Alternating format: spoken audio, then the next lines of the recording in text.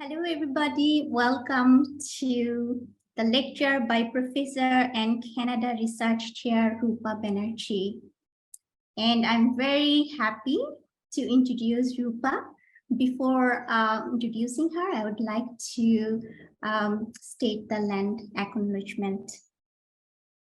Toronto Metropolitan University is located in the Dish with One Spoon territory. The Dish with One Spoon is a treaty between Anishinaabe, Mississaugas, and Haudenosaunee that bound them to share the territory and protect the land. Subsequent indigenous nations and peoples, Europeans, and all newcomers have been invited into this treaty in the spirit of peace, friendship, and respect. This statement reminds us that we need to treat the land with kindness and care and share the resources within the land with everybody who are living in this land. With this note, I'm pleased to now introduce Rupa Banerjee, who is the Canada Research Chair in Economic Inclusion, Employment, and Entrepreneurship of Canada's Immigrants. She is also an Associate Professor of Human Resource Management and Organizational Behavior. Her research is focused on employment integration of new migrants in Canada. She's particularly interested in the institutional barriers facing new migrants in the Canadian labor market. In addition, she's interested in workplace diversity and ethno-racial discrimination, particularly as it applies to second generation or the children of immigrants. In today's lecture, Rupa will talk about her recent research on temporary migration stream and the two-step immigration system in Canada and immigrant outcomes, integration outcomes. She will share her thoughts and views on further research and future policy direction. So Rupa will talk about 40 minutes and so, and then she will take questions from the audience. So without further ado, let's hear from Dr. Rupa Banerjee.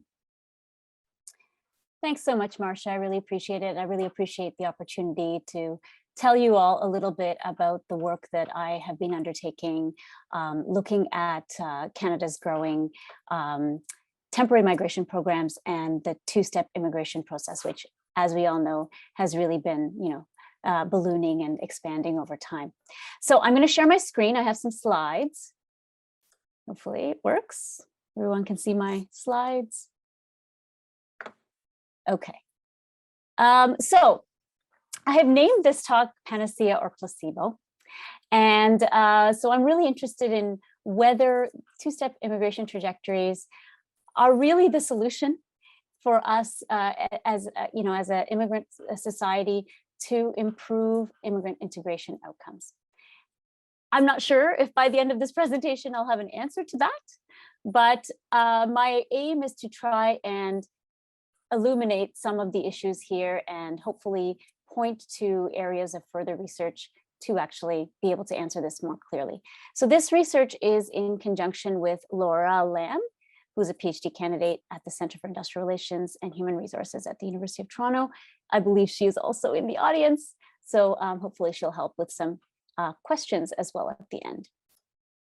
All right, so my aim today was really to look at this shift in immigration governance in Canada from a one-step system, which really was focused on nation building, to a much more temporary labor model of migration, which focuses a lot more on temporary migration, temporary labor programs, and two-step immigration to actually fulfill our permanent targets that we have set as the Canadian government has set.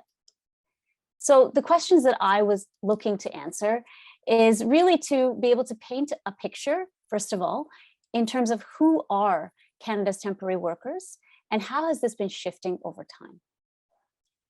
Moreover, who is actually transitioning to permanent resident status? And how do the characteristics of temporary workers today affect their earnings?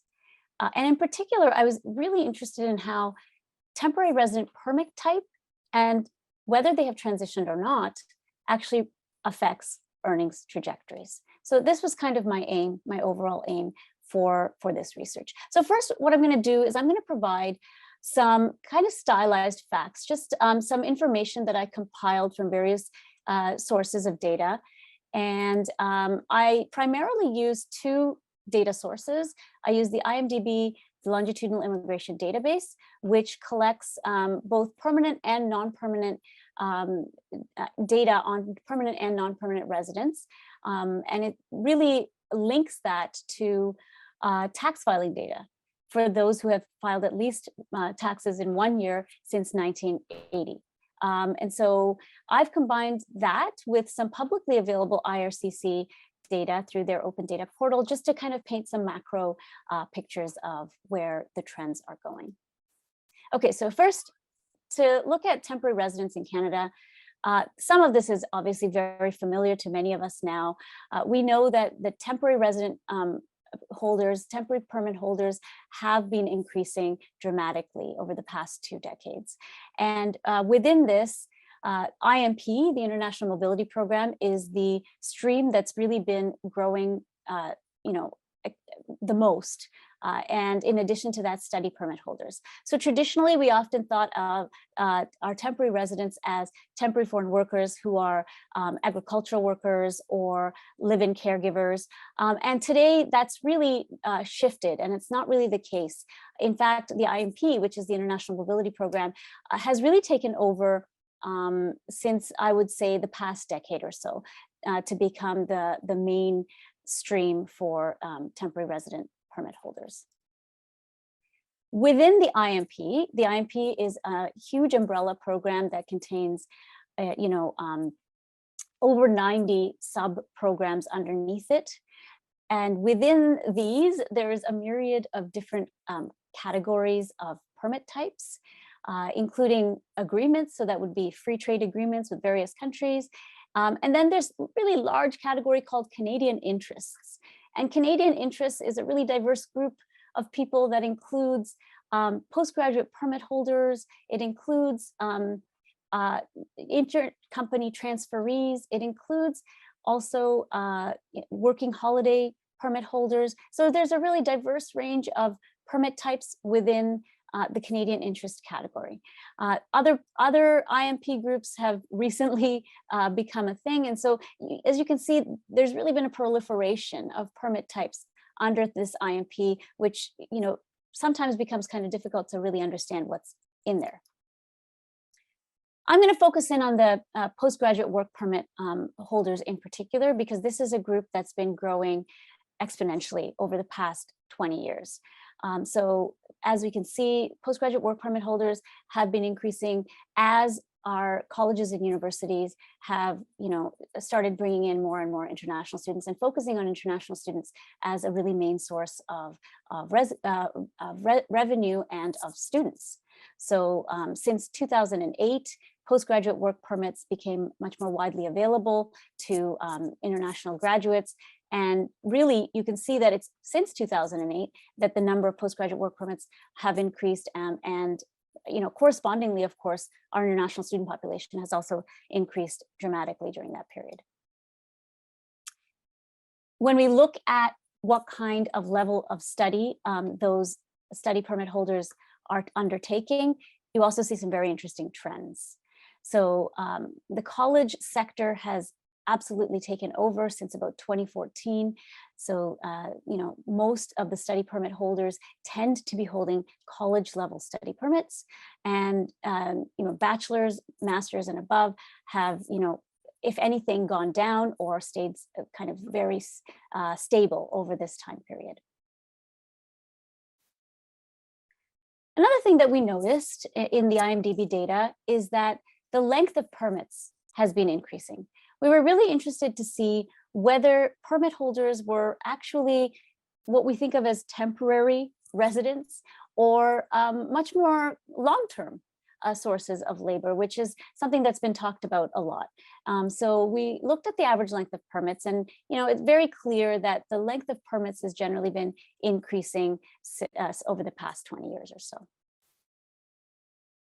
So the number of folks holding short permits has been going down. So these are the people you might traditionally think of as being brought in by their employer to undertake a small job or a particular project, and then actually being expected to leave, whereas the long permit holders has actually been increasing.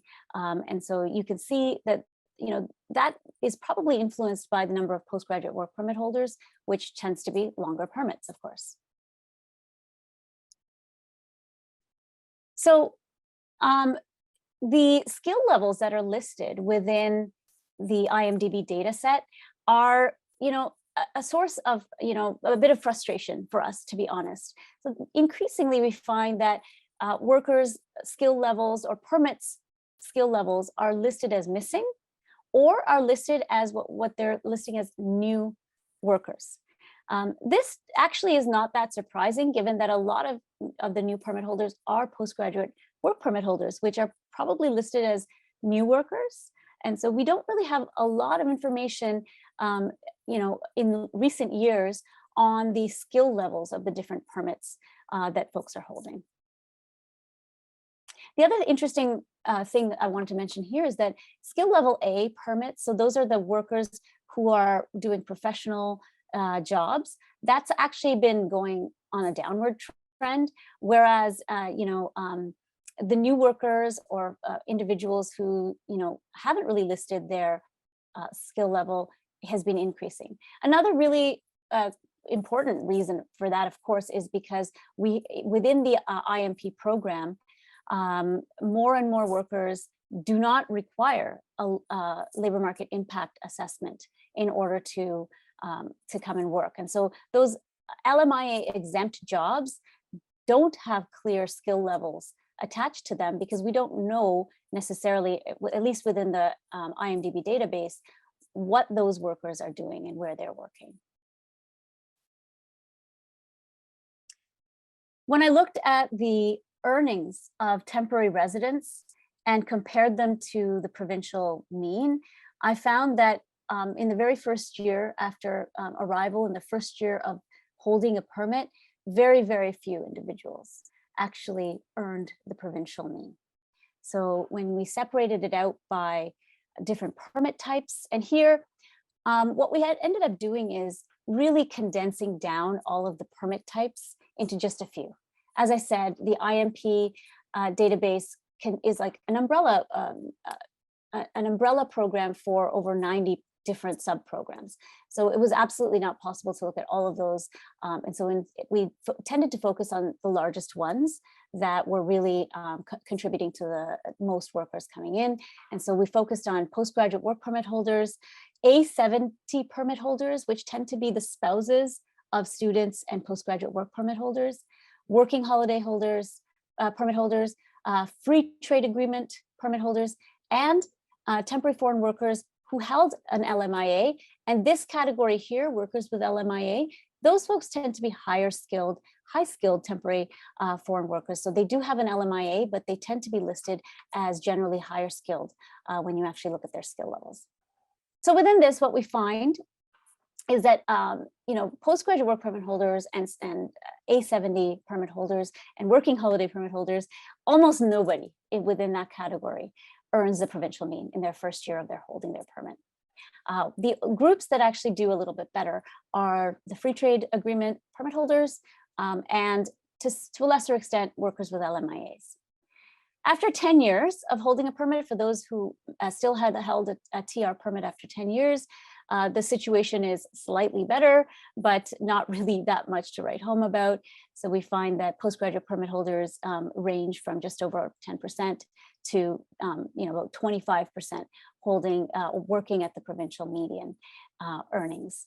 And so those who held free trade agreement permits are much, much more likely, on the other hand, to work at the provincial median wages.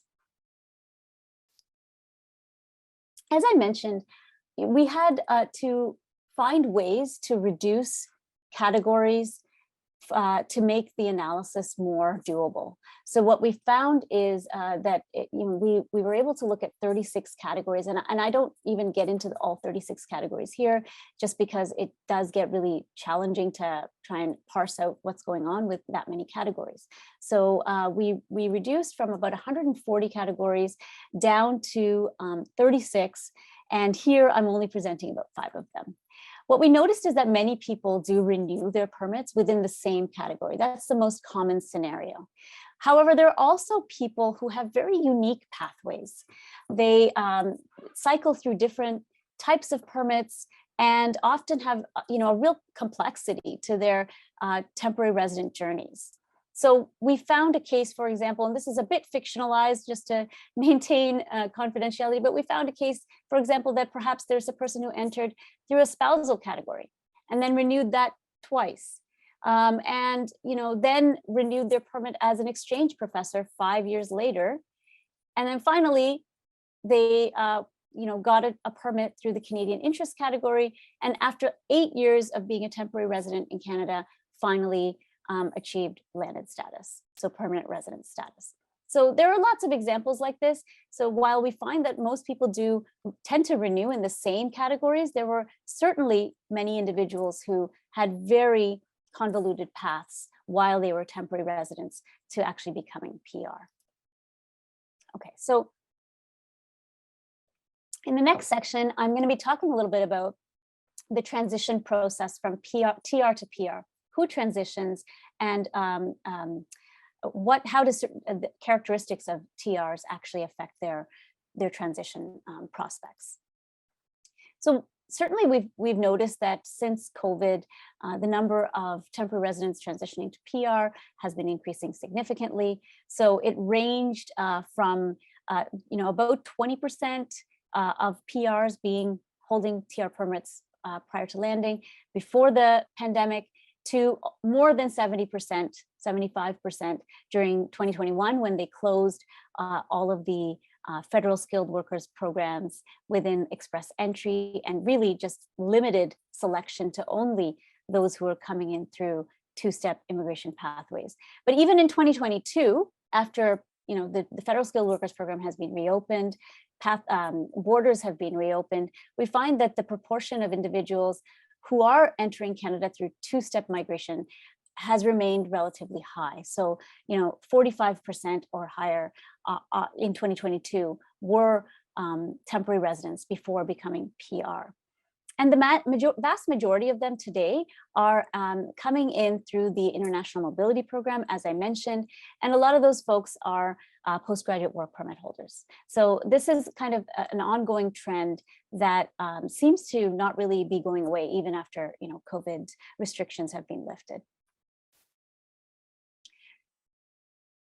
And once you look at the different categories, the immigration categories through which newcomers are entering Canada, it becomes really clear that the Canadian Experience Class and provincial nominee programs are the programs that have really been facilitating two-step migration. So of course, Canadian Experience Class is limited to those who have already been working or studying in Canada, whereas provincial nominee programs tend to be for those who've already been sponsored by an employer or by a province. The Federal Skilled Workers Program, on the other hand, has been diminishing as one-step migrants tend to become the less common type of immigrant in Canada. Once we take a deep dive into the different permit types and permit categories to look at who is most likely to transition to permanent resident status within 10 years, what we notice is, once again, it's the postgraduate work permit holders that are really making up the group that's most likely to transition to PR. Working holiday holders traditionally were not at all likely to transition. They were often young people who were coming here for a period of travel, but even this group has become slightly more likely to transition to permanent residence. And so you can see, and some other work that my colleague Leah Vosko has undertaken has shown that even within some of these other programs which we tended to view as really being truly temporary, are becoming slightly more likely to actually be a pathway to permanent residence. So what we find is that temporary foreign workers with LMIAs are becoming less likely to be the groups transitioning, and instead it's the PGWP holders, the postgraduate work permit holders, who are the main transitioners. I was really curious who of those PGWP holders were not transitioning to permanent residence within 10 years. So I took a look at the countries of birth of the permit holders and transition rates by country of birth. And what I found is that people from Asia, people from Africa and South America tend to be less likely to transition to PR. And this is borne out in some qualitative work that I've been undertaking, where I'm interviewing postgraduate work permit holders. And it's very, very clear that individuals who tend to have less stable political situations in their home countries, or less favorable economic conditions within their home countries, are more likely to transition. Whereas those who come from Western Europe, North America, that is the US, or places like Australia, tend to be much less likely to actually transition. You can kind of think of this from the aspirations versus capabilities theoretical framework, right? So we find that low-skilled temporary residents or individuals from lower economically developed countries or less socially stable countries are more motivated to stay. They do have fewer pathways. So there's the provincial nominee program, and then there are some pilots since COVID that have been introduced to allow those folks to transition. On the other hand, high-skilled temporary residents, as well as those from higher economic development countries and countries that are more socially stable, seem to be less motivated to stay, but they have more pathways. So they can come in through Canadian Experience Class, PNP, FSWP, etc. So it seems from our examination of the data that aspirations really seem to play a more important role. And those who want to stay find ways to stay. So individuals who perhaps have fewer pathways still manage to find a way to transition to PR if they're sufficiently motivated. The important question, of course, is how does this impact post-landing economic outcomes? So there's been a lot of research done on this by Feng Hu and colleagues at Statistics Canada. And so in his studies, he's very clearly shown that individuals who do work in Canada in a high-skilled or high-wage occupation prior to landing tend to have higher post-landing outcomes. Whereas individuals who work in low-skill or low-wage pre-landing jobs actually don't reap much benefits from having that pre-landing experience. So I think that's like a very clear and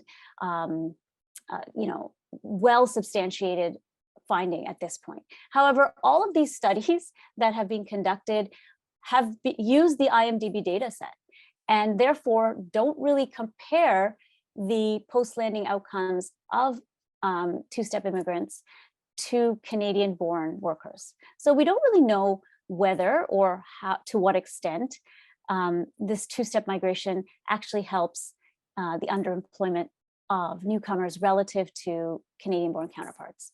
Until we have some linked data between the IMDB and the census 2021, perhaps, we won't really have a really clear sense of how much this actually plays out when we compare newcomers to the Canadian-born population.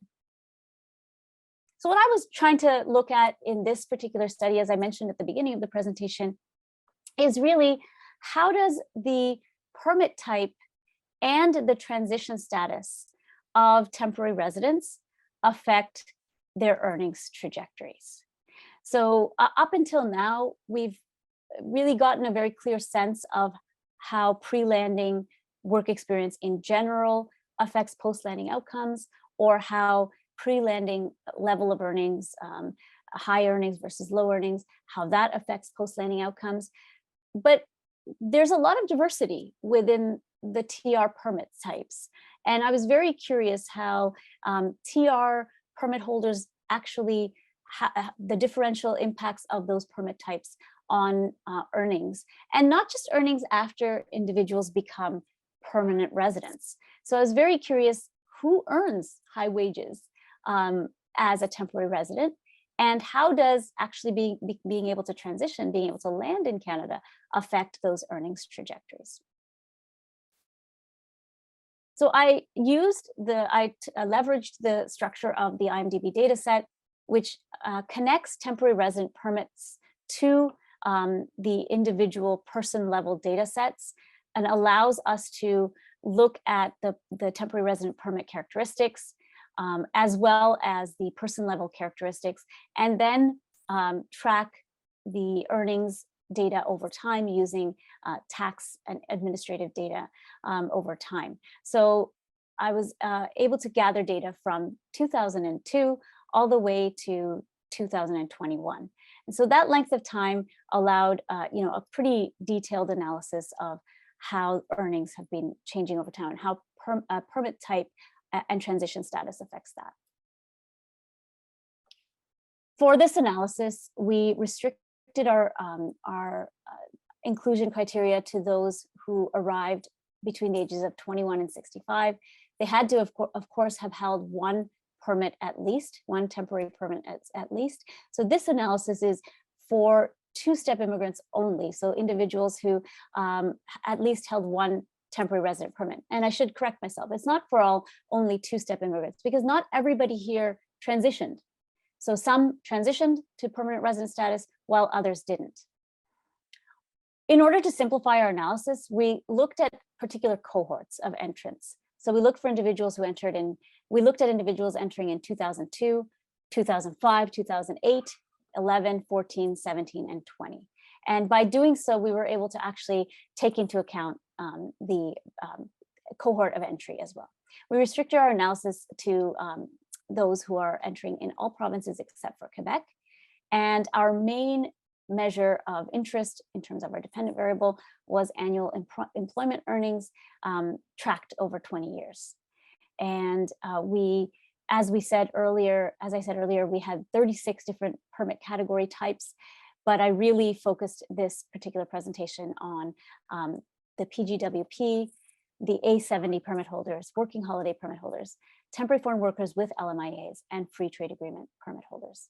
We also looked at the impact of length of permits, the number of permits held, age at arrival, landing status, the continent of birth, and arrival cohort. We also, of course, analyzed all of these factors separately by gender. So because this was a longitudinal database, we used growth curve modeling as our methodology, which is a specialized application for longitudinal data. It allows us to actually track and describe both within and between person differences in the time trajectory of the response variable, which in our case is annual employment earnings.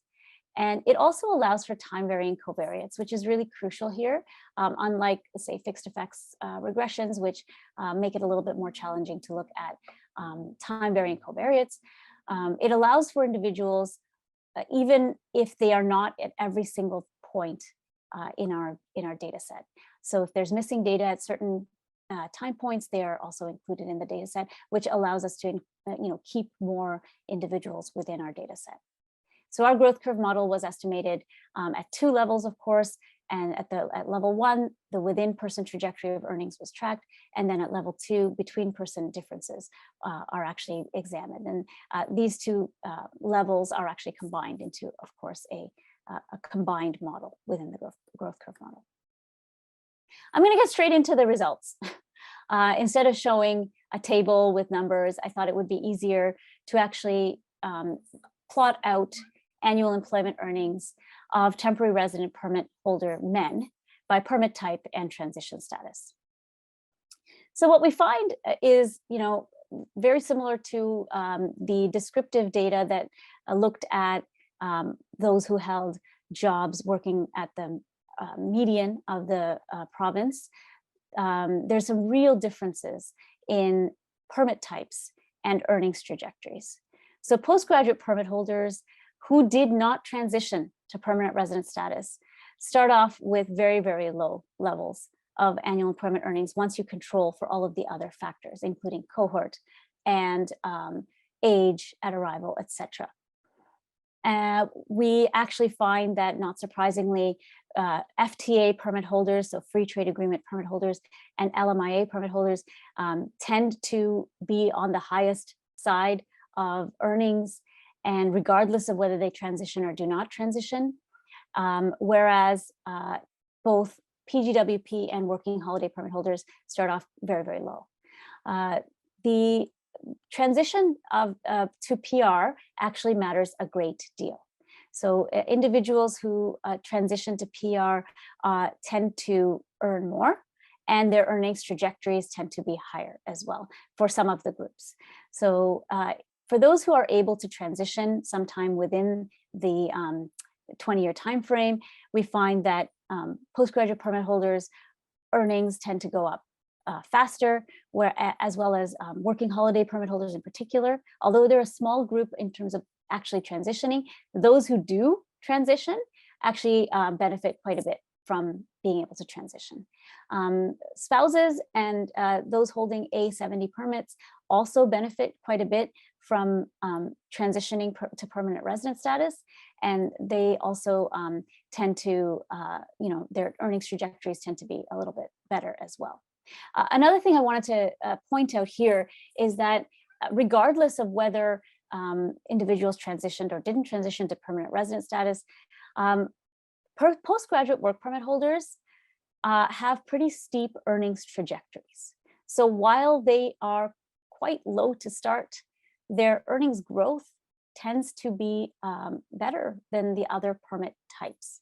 So what this suggests to me, at least, is that these individuals are able to, over time, signal their skills and hopefully, transition into appropriate employment that matches their skills. We don't know that, of course, because we don't have that data, but I'm kind of alluding to that because I think that they're able to actually, move through the labor market smoothly enough to find work that better matches their skills and increases their earnings accordingly. Transitioning to PR helps. So those who are actually able to transition to PR do have higher trajectories, earnings trajectories relative to those who don't. Okay, so next I ran the same analyses for women. And what I find, of course, is that women tend to earn less, even as temporary residents, they tend to earn less than their male counterparts. And similar patterns emerge. So we find that the highest earning individuals are those with FTA or LMIA permits, and they also tend to, in this case, have the best earnings trajectory, growth trajectories as well. Where PGWP holders do have, relatively steep earnings trajectories, but they start off very, very low. So among women transitioning to PR, students who finish and get a PGWP permit and are able to transition to PR, they benefit quite a bit from that. So they do tend to have higher earnings trajectories over time if they transition. Now, we don't know which direction that relationship goes. It may be that those who have the highest earnings potential tend to transition to PR, or that transitioning itself helps individuals actually have better labor market outcomes, which also makes a lot of sense. So A70 permit holders, which I haven't shown this, but a lot of them tend to be women, as they're predominantly the spouses of students and PGWP permit holders. They also benefit quite a bit from transitioning to permanent resident status. So these results really underscore the importance of having pathways to permanent residence for certain groups. But I think it's also important to note that earnings in general are very, very low. So you can see that after conditioning for everything else, earnings for, let me go back to the men, earnings for men, range from very, very low, almost zero, to, maybe 15,000. And then for those who transition, it's a little bit higher than that. But earnings in general tend to be very low once you've conditioned on all the other characteristics. So unfortunately, we're not able to, of course, compare this to Canadian-born counterparts, but I think it would be fair to say that they would score much, much lower than Canadian counterparts with these kinds of earnings trajectories. So a summary of my findings so far is that postgraduate work permit holders and working holiday permit holders tend to start off with the lowest level of earnings. But after a period of time, and a relatively significant period of time, they do seem to experience rapid earnings growth. So A70 permit holders, on the other hand, start off at a slightly better position, but have less of a earnings growth trajectory over time. And the groups that start off kind of with the most advantage are LMIA and FTA permit holders. And they also tend to have relatively strong earnings growth over time. Transitioning to PR is associated with a 21% higher earnings relative to those who do not transition. And again, I want to stress that we don't know which direction that relationship goes, but it's still very advantageous to transition to PR in terms of earnings. PGWP holders in particular benefit the most from landing relative to other permit holders. Individuals with more permits and longer permits also tend to earn more. So I don't show that in my tables, in my charts, but we find that length of permit and the number of permits is significantly associated with earnings, and people who have longer permits tend to earn more. Very crucially, we find that country of birth affects earnings basically the same way that it affects permanent residence in Canada. I used Europeans as my reference category, and I found that Asians holding TR permits earned about 25% less than Europeans, Africans earned about 24% less, and Central and South Americans earned about 13% less. North Americans, so that's those from the US, tended to earn slightly more than temporary resident permit holders from Europe. So I think it's really important to note that a lot of the patterns that we see among permanent residents in terms of differences by country of origin hold for temporary resident permit holders as well. So I guess, the question I asked, and I kind of prefaced it by saying I'm not sure if I actually answer that question, is two-step migration a panacea? Well, we note that pre-landing Canadian experience certainly improves labor market success, that we already know from earlier studies by StatCan researchers. We know that, on the other hand, permit holders themselves have very diverse experiences. So it's really important, I think, to look at the specific experiences of different permit holders and the unique challenges that the different permit streams actually have for their migration pathways. Moreover, labor market disparities continue to exist by country of origin among TR permit holders, and this is likely to perpetuate after transition. So there's no reason to believe that this is any different among TRs versus PRs. Finally, although this research in this presentation I didn't really get into this, we know that pre-landing Canadian experience does not seem to eliminate the disparities of skilled immigrants relative to native-born counterparts.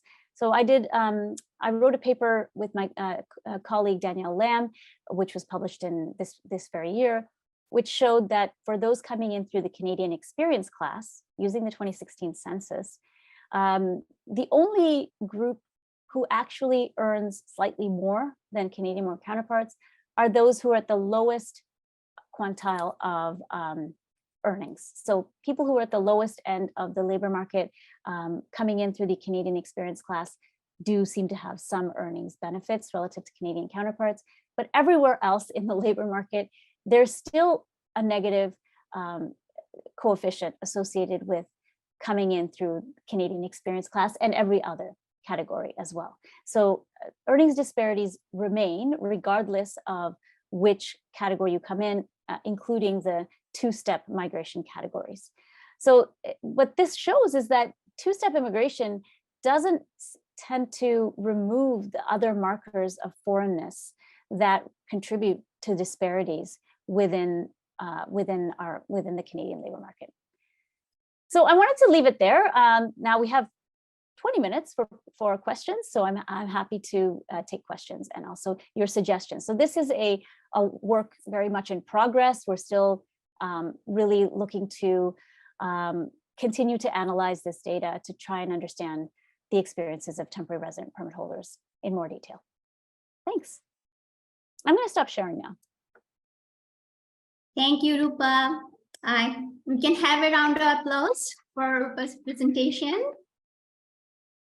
Yeah, so thank you, Rupa, for demonstrating so detailed information and data and facts on different groups of temporary migrants and their labor market outcomes, as well as how the transition to permanent residency actually shapes some of the employment outcomes in the longer term.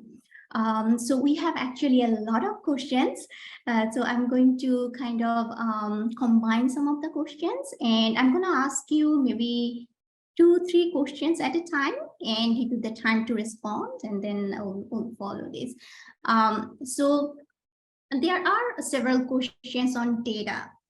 For example, Petra is asking that how did you calculate the mean of income for different temporary groups or different groups with temporary status. So already Laura Lamb responded that you used the hourly wage. So in relation to that, Meherun commented that hourly wage can be changed or can be different in year 1 and then year 2 and year 3. So it would be great if you just reflect on how you calculated the mean income for different groups.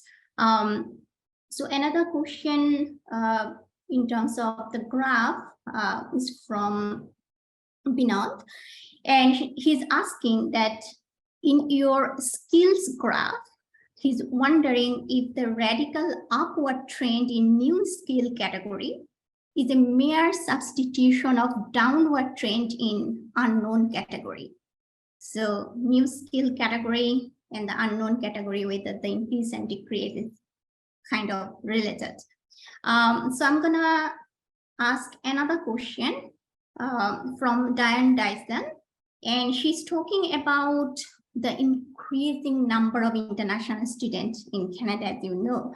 And what do you think, how much influence is happening, or how this is happening because of the private career colleges, as they are admitting an increasing number of international students. In fact, the colleges in general are admitting a huge number of international students. So we can reflect on this, that how it is not only increasing the number, but overall, you know, their academic journey, transition, and later on in the their performance in the labor market. Yep. In relation to that, and one more question, it's very connected, that it's a bit surprising that postgraduate work permit holders are earning so low. So again, the question is whether their earning is from the time of landing or the moment they entered to Canada, including their study period. So yeah, please respond to these questions. Yeah, so absolutely. So I will first tackle the question about private career colleges. I mean, I know there's colleagues on this call that have been studying that issue in depth, so I'm not going to get into that, but I do think that it's public colleges that are still the #1 groups that are really increasing their numbers, because just the numbers, when you look at the numbers, I think you can't just pin it on private career colleges. I think public institutions are very much relying on international students, and that's really the main driver. But again, I'm happy to ask some colleagues on the call as well, because I know there are some folks who actually study international students in depth on this call. So you know, I'm happy to hear what they've seen from their research. In terms of how we calculated the earnings, what we used is annual employment earnings I think the first question you asked was really in relation to how did we compare them to the provincial median. We, found data on the provincial medians of earnings and simply compared them. It is true that this data is specifically on temporary residents, regardless of whether they transitioned or not.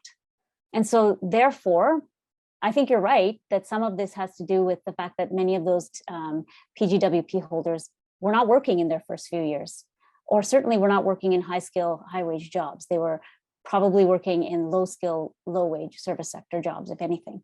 And so I think that, these are the ways that presenting at these kinds of forums are helpful, right? So I think it's important to note that it's important to look at when an individual, a permit holder, actually graduated and transitioned to, a full-time worker.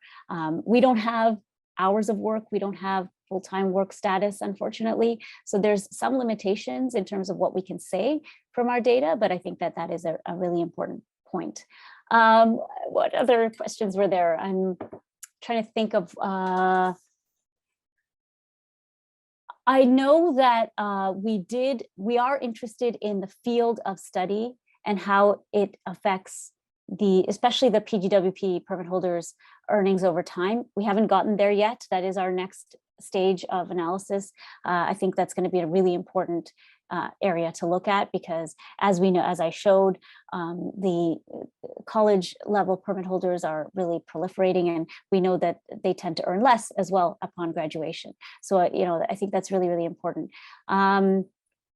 What else did you ask, Marcia? I'm trying to make sure I get to all of them. So you have that. Yeah. You Okay. responded to most of the question. No worries. So I think you already responded the postgraduate work permit holder. Oh, yes. And I think you did ask whether I thought that the unknown versus new workers are kind of substituting each other. I don't think so. I think that there's just a lot in general, a lot of both unknown and new worker permit skills listed in the IMDB increasingly.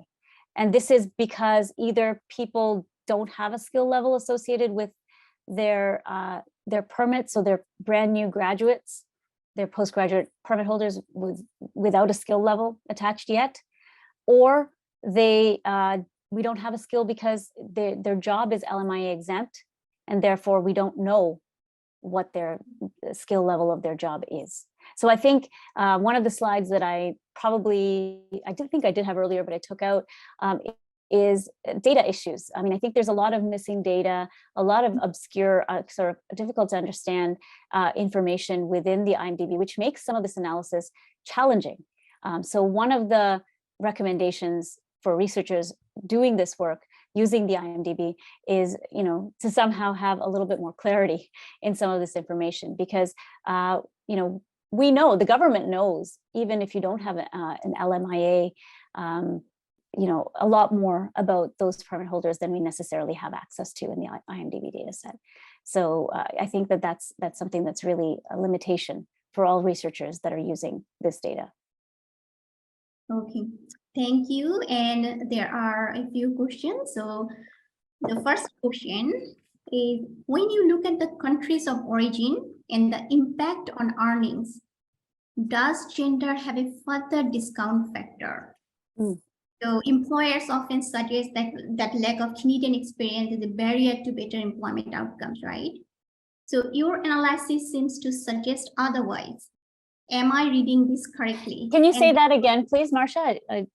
So employers often suggest that lack of Canadian experience is a barrier to get better employment outcomes, right? So if you don't have Canadian experience, then you don't have a good chance. Your analysis seems to suggest otherwise. Am I reading it correctly? So this is the question from Sangeeta. So I think the answer is it may help to some extent, because we do see upward earnings trajectories over time, but certainly it doesn't fix the problem of, that employers demand Canadian experience. Somehow even individuals who had pre-landing Canadian experience, unless that experience is viewed as high skilled, it is not deemed to be worthy Canadian experience. So, you know, I think it's not a zero. I mean, I think it helps. As we can see, there is some upward trajectories, particularly for the people who land. But there's a lot of room for improvement there, because there's the earnings in general are very, very low, as we saw. Okay, so the next question. So we'd like to hear your thoughts on why work experience permit holders have higher salary trajectories earlier than postgraduate work permit holders. So why work experience permit holders have higher salary? Yeah, Canadian experience permit holders tend to have, sorry, I think you're talking about LMIA, LMIA permit holders. Yeah, I think this has to do with the fact that the PGWP permit holders are brand new grads coming out, and particularly for those who do not get access to work integrated learning or any kind of appropriate job opportunities while they're studying, they're coming out, you know, basically with very little appropriate Canadian work experience. Now, of course, for those who land, they had to have had some Canadian work experience, or otherwise it's very, very difficult for them to actually transition to permanent resident status. But oftentimes that Canadian work experience is in low skill, low wage service jobs, and it doesn't really help them for a long period of time. So it takes them longer to catch up. But I think it's somewhat encouraging that over time they do tend to kind of experience some earnings acceleration, which to me shows that it takes them some time, but perhaps they are able to actually, you know, do a little bit better in the labor market after a period of time, once they do get that Canadian work experience, maybe. Yes. So we have a few more questions. So the next question is there any difference in earnings when temporary migrants transition to permanent residency and immigrants who come directly as landed immigrants? Yeah, so in this analysis, we were not looking at the one-step immigrants at all. So we didn't look at individuals until now, up till this point at least. We haven't really included in our analysis people who come directly straight from abroad. I think that there's some ample evidence that at least for people who have relatively high wage jobs, there's a real benefit. But we haven't really been able, that hasn't been the focus of this analysis. So our goal was, look, there's a lot of work already looking and already confirmed the fact that one-step immigrants tend to face some more barriers than, say, higher skilled two-step immigrants. And so what we wanted to look at was the diversity within those two-step immigrants and how permit type really affects that diversity. So we didn't really get into that, but I think it's an important question for sure. Sure. So we have a question on the policy directions. So what would you suggest in terms of policy change or policy in relations to two-step migration, given the fact that there's a high social cost in terms of holding temporary migrants as temporary with their temporary status, rather than giving them a permanent pathway and you know, help them to get social citizenship rights and so on. So based on your study, what would you suggest in terms of changing or reforming the policy? I think that the international student situation is something that really, really needs a lot more attention. Students need access to much, much more services than they get right now. Students need access to co-ops, internships, and other work integrated learning opportunities, which I still, from speaking to people, understand that it's challenging to even qualify for. So a lot of times they don't even, they are not even able to access those kinds of co-op jobs because employers aren't sure if they can hire them, et cetera, et cetera. So even in programs that have the potential for work integrated learning, a lot of times international students who need it the most don't get access to those work integrated learning opportunities. So that's one thing that I think needs to be brought right up to the front. We have to remember that, as I said, aspirations tends to overtake capabilities in the sense that people who want to transition regardless of whether they are high skill or low skill, they find ways to transition. And people who work in low skill jobs or come from countries with challenging situations are the most likely to want to stay in Canada. So the fact of the matter is that, therefore, two-step immigration is not a panacea, which really selects the best of the best, and then they're off running and we don't have to worry about them anymore. There's still a lot of work to be done to support those individuals. And in another study that I'm doing also with Laura, we're looking at settlement service use of those two-step immigrants relative to those who come straight from abroad. And what we find is that those two-step immigrants, regardless of whether they were high-skilled or low-skilled, they tend to use much less settlement services once they do land, right? And so to me, that shows that, you know, a lot of people who perhaps could benefit from very targeted types of settlement services, even though they're two-step immigrants, are not accessing those. So there's some policy implications, some practice implications for the settlement service sector there too, because we're really not serving what the current immigrant population in Canada is with our settlement services.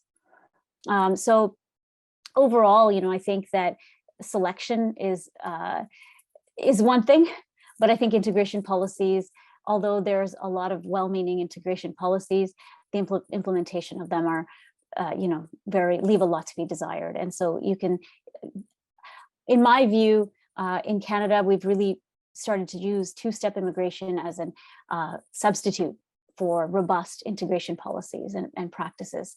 And I don't think that that's working or will work. I think that even with that period of time in Canada before transitioning, people need a lot of supports that they are not necessarily receiving at the moment. So. Okay, thank you for pointing out this issue in terms of selection and integration and the practical aspects of actual utilization of settlement services, to what extent actually they're using the services. So I have another question for you. Why was Quebec excluded from your study? In 2019, 86% of new peer had a two-step process, I guess, in Quebec. Is it because of different transitioning programs compared to the rest of Canada?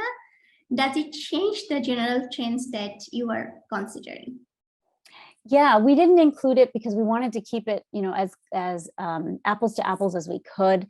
There are different transition programs within Quebec relative to the rest of Canada. We actually didn't conduct the analyses for Quebec at all, so I can't tell you whether it changes the trends. But I think that's an important point that we will take a look at and see how looking at Quebec separately actually changes the results and be able to comment on that. But I actually don't know at the moment because I excluded them from the beginning. So. Okay. Perhaps this is the last question. So from your presentation, we are seeing that there is kind of upward mobility in terms of their earnings, the temporary migrants who go through the two-step immigration process. So is it because there is a kind of job and skill match for them, or there are other factors? I mean, we can't really say using this data whether they are getting more skill matched jobs or jobs that match their skills better. We know that they are able to transition into better paying jobs over time. And I think that there could be a variety of factors contributing to that. There could be some soft skills that they're gaining. You know, the lack of soft skills, so-called soft skills, has been cited over and over again as a reason why newcomers face some of the challenges they face. And so it's possible that some of them are gaining some soft skills, which over time allows them to have some acceleration in their earnings. But really, we don't know, because we have tax filing data, we have earnings data. And so we don't know exactly what labor market mechanisms are allowing them to actually improve their position over time. Okay, so I do have another question, and this is the last question, I promise, and I'm not sure whether I asked it before, but for the postgraduate work permit holders, have you looked at the field of study? and Yeah. how that is reflected or not in their earnings and earning trajectories? We haven't yet, but it is definitely something that's on the radar that we're going to add in the next iteration of analysis. I wanted to very, very quickly ask Laura if there's anything else she wanted to add to the questions, the answers I've been giving, in case there's anything that I've missed that she would like to add at all. Oh, I don't know, maybe she had to leave. Okay, that's fine. Okay, thank you so much. I appreciate the opportunity to speak. Yeah, thank you so much, Rupa, for taking time to present this so interesting and so realistic presentation in front of us, showing us that to what extent this two-step immigration process is working or not working, what are the loopholes, especially in terms of integration outcomes, earnings, and labor market outcomes. And thank you so much for posting so many questions. And I would like to inform you that most of the people who asked questions actually conveyed congratulations to you. They say that it was a great presentation, which I totally agree with. This conversation will continue. This is not the end of this conversation. So we will look forward to knowing further from your research projects. And let's have another round of applause for Rupa and for the wonderful audience.